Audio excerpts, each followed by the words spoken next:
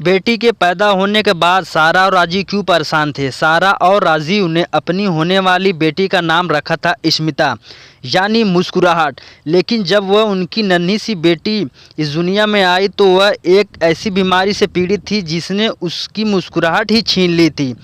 क्या कोई सर्जन उसके नाम का सार्थक कर पाने में सफल हो सका? यह कितनी कॉम्प्लिकेटेड प्रेगनेंसी है, राजीव ने तनाव भरे स्वर में कहा। सारा ने प्रतिक्रिया में कुछ नहीं कहा। उसने कॉफ़ी का मग कंप्यूटर के कीबोर्ड के पास रखा। राजीव इंटरनेट पर सर्फिंग कर रहा था। सारा ने एक बार उसकी तरफ देखा, फिर उसने मॉनिटर पर निगाह डाली और कहा।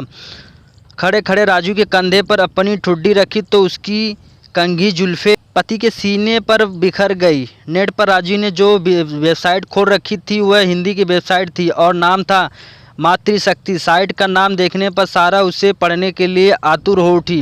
लिखा था, प्रसिद्ध मनोवैज्ञानिक सिगमंड फ्रायड ने भी माना कि आदमी को जीवन में सबसे ज़्यादा प्रेरणा माँ से मिलती है। फिर दूसरी तरह की प्रेरणाओं की बारी आती है। महान चित्रकार लियोनार्डो दी विंची ने अपनी माँ की धुंधली याद को ही मोनालिसा के रूप में चित्रित उकेरा था, इसलिए आज भी वह एक उत्कृष्ट कृति है। नेपोलियन ने अपने शासन के दौरान उसने अपने सैन्य कक्ष में लगा रखा था। वेबसाइट पढ़ने के बाद कुछ पल ही सारा का दिमाग शून्य हो गया। पहली बार वह माँ बन रही थी, इसलिए भावुकता की रो में बहकर वह बोली, टैट्स फाइनल राजीव, जो भी मेरा बच्चा दुनिया में आएगा, चाहे वो किसी दुनिया में लाने वाला चला जाए। आजकल के डॉक्टर तो बस यही चाहते हैं कि गर्भवती करके अच्छा खासा धन बटोरे ताकि उनका क्लिनिक नर्सिंग होम बन सके।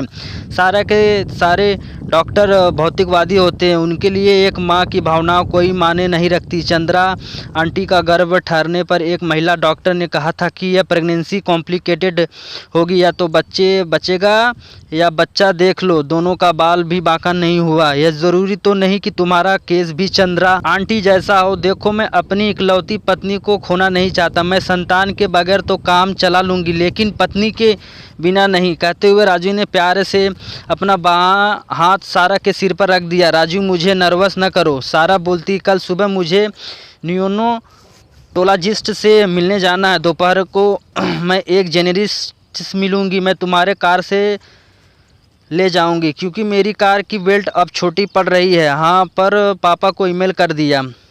पापा बड़े खुश हैं। उनको भी तुम्हारे तरह यकीन है कि पोती होगी। उन्होंने 8.5 महीने पहले उसका नाम भी रख दिया स्मिता।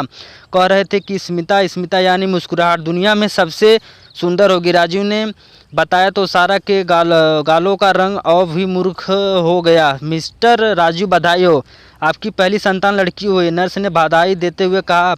पुलकित मन से राजीव ने नर्स को हाथ स्नेह से दबाया और बोला, थैंक्स। राजीव अपनी बेचैनी को दबा नहीं पा रहा था। वह सारा को देखने के लिए प्रस्तुति वार्ड की ओर चल दिया। सारा आंखें मूंद लेटी हुई थी। किसी के आने की आहट से सारा ने आंख खोल दी, फिर अपनी नवजात बेटी की तरफ देखा और मुस्कुरा दी।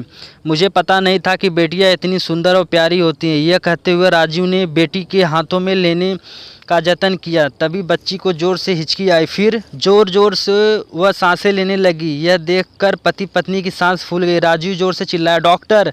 आधे मिनट में लेडी डॉक्टर वंदना जैन आ गई। उन्होंने बच्ची को देखकर नर्स से कहा, जल्दी आओ, ऑक्सीजन मास्क लगाओ। अगले 10 मिनट बाद राजीव और सारा का नवजात बेटी को अस्पताल के नियोनोटल इंटेंसिव केयर यूनिट में भर्ती किया गया। उस बच्ची के माता पिता कांच के बाहर से बड़ी हसरत से अपनी बच्ची को देख रहे थे। तभी नर्स ने आकर सारा से कहा कि उसका जच्चा वार्ड के अपने बेड पर जाकर आराम करना चाहिए। सारा को उसके कमरे में छोड़ राजीव सीधा डॉक्टर अतुल जैन के चैम्बर में पहुंचा, जो उसकी बेटी का केस देख रहे थे। मिस्टर राजू, अब आपकी बेटी को सांस लेने में कोई दिक्कत नहीं आएगी, लेकिन वह कुछ चूक नहीं सकेगी। माँ का स्तनपान नहीं कर पाएगी। उसका जबड़ा छोटा है, होठों व गालों के मांसपेशियों काफ़ी सख्त है। बाकी उसके जेनेटिक, ब्रेन टेस्ट इत्यादि सब समान है। डॉक्टर अतुल जैन ने बताया, आखिर मेरी बेटी के साथ समस्या क्या है?